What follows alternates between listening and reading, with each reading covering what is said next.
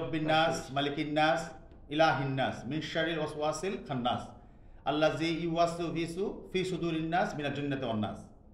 এখন সর্বপ্রথম আলহামদুলিল্লাহ, মাশাআল্লাহ, খোশামদের আমার বন্ধুদের একটা সুন্দর আয়োজন, যে আয়োজনের প্রেক্ষিতে এই সারাদিন আমি ছোটো করে কত গুনাহ করি, সেই গুনাহ থেকে বের হয়ে একটা সুন্দর পরিবেশে ইসলামিক দিন কিনে কথা বলার সুযোগ আমরা পেয়েছি আজকে, আলহামদুলিল্লাহ।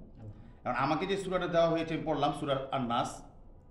এই সূরাটা নিয়ে আলোচনা করতে গেলে আজ আমি যে আলোচনা করব, এই অর্থটা জানার পরে কোইন্সিডেন্টলি আমার জীবনের সাথে বাস্তব জীবনে চলাফেরার ক্ষেত্রে এত কিছু মিলে গেছে এটার সাথে যে আমি অনেকটা এক্সাইটেড যে আমি আজকে কথা বলার জন্য, যে কীভাবে কথা বলবো, শুরু করবো কীভাবে। তো আমি এটাকে 3টা পার্ট করেছি সূরাটার, যেই এই অর্থটাকে। যে সূরাটার অর্থ ছিল প্রথম, যে আমার সম্পূর্ণ বিশ্বাস, আমার ভরসা আমার প্রতিপালক, আমার অধিপতির উপরে, আমার আল্লাহ সুবহানাহু ওয়া তাআলার উপরে।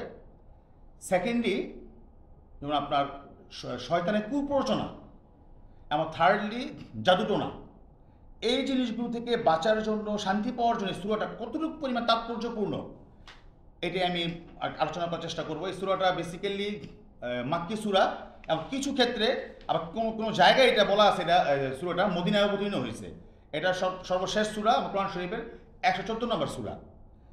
এখন আমরা এই জীবনে চলার ক্ষেত্রে কি করি, যেমন এই সূরাটা কীভাবে আমাদেরকে এই যেই শয়তানের কুপ্ররোচনা বাঁচিয়ে এই আল্লাহর পথে নিয়ে আসতে পারে, এবং কতটুকু তাৎপর্যপূর্ণ। এই সূরাটা অনেকটা নাগামরিচের মতো, সূরাটা অনেক ছোট কিন্তু তাৎপর্য অনেক বেশি। আমরা অনেক ক্ষেত্রে এটাকে এই যে সেট করতে পারি সূরাটাকে জীবনের বিভিন্ন ক্ষেত্রে।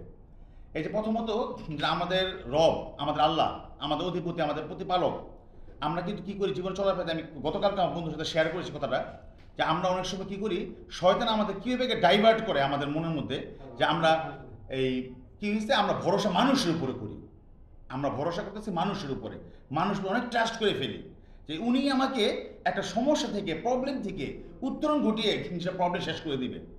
কী হয়েছে ভাই, আপনি আমাকে টাকা দিবেন, বাই ফাইন্যান্স হইতে পারে, অথবা দেখা যাচ্ছে ওনার প্রেজেন্স হইতে পারে, যে উনি আছে এখানে, উনি থাকলে আমার এই জিনিসটা আমি বেঁচে যাবো, আমার একটা উপকার হচ্ছে, আপনি থাকবেন আমার সাথে। আমরা সেই ক্ষেত্রে কী করি, আমরা আল্লাহর উপর ভরসা করতেছি না, শয়তান আমাকে ডাইরেক্ট কুপ্রচার করতেছে যে আমি ডাল্টনের উপরে, জনের উপরে ট্রাস্ট করবো, ভরসা করবো, বাঁধনের উপর ট্রাস্ট করবো, মর্তুজা উকিল ওর উপর ট্রাস্ট করবো, কিন্তু আল্লাহ যে উপরে আছেন, আমাদের মেইন প্রতিপালক, আমাদের অধিপতি, তার উপরে আমরা ভরসা করি না। এই জিনিসটা আমার প্রথমে যে আমি ভাগ করেছি আমার কথাটার মধ্যে, সেটা চলে গেল। কিন্তু আমরা টাকা হোক, আমাদের ফাইন্যান্সে হোক, আমাদের এই সিকিউরিটি ক্ষেত্রে হোক, আমরা মানুষকে ভরসা করি। শয়তান আমাদের ডাইরেক্ট কুপ্রচার করতেছে, কী হয়েছে, জন আমাকে সেভ করে নিয়ে যাবে, নট আল্লাহ। আমরা কিন্তু কথা বলি ফেলি, ভাই আপনি আমার সর্বশেষ ভরসা, অন্য কোনো ভরসা নেই। তো এই জিনিসটা কি আমাদের সূরার মধ্যে দেখেন, আমরা সূরাটা যদি আমরা ভালোভাবে স্টাডি করি, এই জায়গা থেকে আমাদের বেরিয়ে আসতে পারে যে আমাদের সব কিছুর উপরেই আমার আল্লাহ। আল্লাহ যদি জনকে মাইন্ডের মধ্যে সেট করে দেয়, তুমি যে জিলানিকে সেভ করো, অটোমেটিক্যালি যে জন আগে এগিয়ে আসতেছে, আমরা ওটা থেকে দূর হয়ে যাই। সেকেন্ডলি, কুপ্ররোচনা, আমরা কুপ্ররোচনা কীভাবে করি, কুপ্ররোচনা করতেছি যেন আমার বাঁধনের এই জায়গায় এই জিনিসটা ডেভেলপ হয়ে গেছে, ভালো হয়ে গেছে, বাঁধন থেকে আমার ধান্দা করতে হবে। শয়তান ডাইরেক্ট কুপ্ররোচনা করতেছে, বাঁধনের থেকে ফিটিং করে কীভাবে পয়সা খেতে পারি, শফিকের থেকে কীভাবে আমি পয়সা খেতে পারি, শয়তান ডাইরেক্ট কুপ্ররোচনা, যেমন কুপ্ররোচনায় পড়িতেছি। থার্ডলি, জাদুটোনা। হুজুর পাক সাল্লাল্লাহু আলাইহি ওয়াসাল্লাম জাদুটোনা হয়েছে। আমরা আজকে আমাদের বাঙালিদের মধ্যে একটা ট্রেডিশন আছে, উপরে উঠে যেতে হলে হিংসা করে, অনেক উপরে উঠে চলে যেতেছে গা, ওরা কীভাবে টানায় নিয়ে আসে যায়, এই যে জাদুটোনা করতে। এই সূরার মধ্যে আরেকটা কথা বলা আছে, শয়তান মানুষ এবং জিন এই দুইয়ের মাধ্যমে আমাদেরকে বিনষ্ট করতে পারে, কুপ্ররোচনার মাধ্যমে জাদুটোনা করতে পারে।